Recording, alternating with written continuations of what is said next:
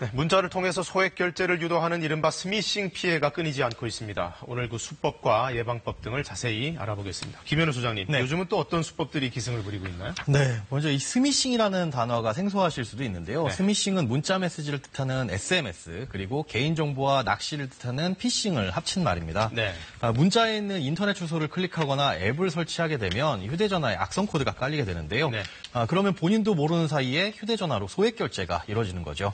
또 뿐만 아니라 연락처나 사진, 공인인증서 이런 게 유출돼서 심각한 피해가 발생할 수 있으니까요. 각별히 좀 조심하셔야 되겠습니다.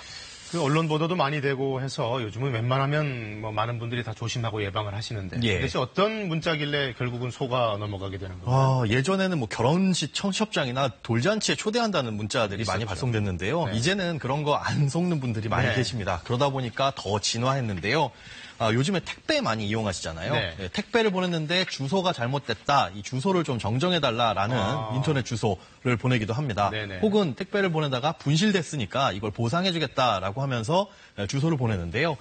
여기를 클릭하게 되면 이제 악성 코드가 깔리게 되는 거죠. 예, 그럴듯하네요. 수법이. 예, 그렇습니다. 이런 문자는 주로 설이나 추석 같은 명절 때 기승을 부립니다.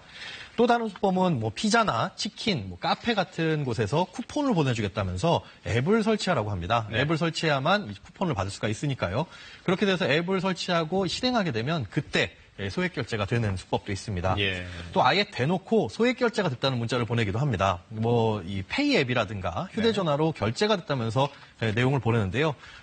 내가 뭔가 사지도 않았는데 이런 문자가 오면 당황하겠죠. 그렇죠. 그러면 거기서 날라온 이제 번호로 전화를 하게 되는데 전화를 했을 때 결제가 되기도 하고요. 예. 아니면 취소용 승인 번호를 보내줄 테니까 그걸 알려달라라고 해가지고 그 승인 번호를 불러주게 되면 그때 결제가 되기도 합니다. 또 이 운전 중에 속도 위반을 했다는 고지서를 문자로 보내기도 하는데 여기에 경찰서인 척 해가지고 인터넷 주소를 보낸 이 주소를 클릭하게 되면 악성 코드가 깔리기도 합니다. 네. 제가 크게 4가지 정도를 말씀드렸는데 이 나쁜 짓을 하는 사람들의 아이디어는 무궁무진합니다. 아예 모르는 곳에서 온 문자는 네. 좀 한 번쯤은 의심을 하시는 게 좋겠습니다. 이 좋은 머리들을 왜 여기다 쓰는지 모르겠습니다. 그러게 말입니다. 만약에 예. 소액 결제가 됐다면 이제 그 이후의 대처도 중요하잖아요. 네. 어떤 방법으로 대처를 해야 될까요? 일단 절차를 통해서 소액 결제는 환불을 받으실 수가 있는데요. 네. 경찰서에 신고를 하셔도 되고요. 금융감독원을 통해서 지급정지 요청을 하실 수도 있습니다. 가까운 지구대나 경찰서를 찾아가셔서 사건 사고 확인서라는 걸 발급받으셔야 되는데요. 네. 이 확인서를 통신사 고객센터나 아니면 결제 대행사에 보내셔야 됩니다. 문제 해결을 시도했는데 만약에 원만한 해결이 안 될 경우에 도움을 받을 곳이 있는데요. 휴대전화 ARS 결제중재센터라는 곳이 있습니다. 네. 여기에 이 홈페이지에 들어가셔서 관련 내용을 작성하시고 접수하시면 이 전문 상담원이 연락을 합니다. 그러면 중재 신청 내용을 토대해서 이 사실 조사를 하고요. 그 내용을 토대로 휴대전화 통신사와 합의 권고 또는 중재안을 마련하게 됩니다. 네. 문제는 본인이 당하고도 이 결제가 됐는지 모르고 그냥 넘어가는 경우도 있는데요. 그렇기 때문에 매달 날라오는 이 휴대전화 요금 고지서의 소액 결제란을 꼭 확인해 보시기 바랍니다.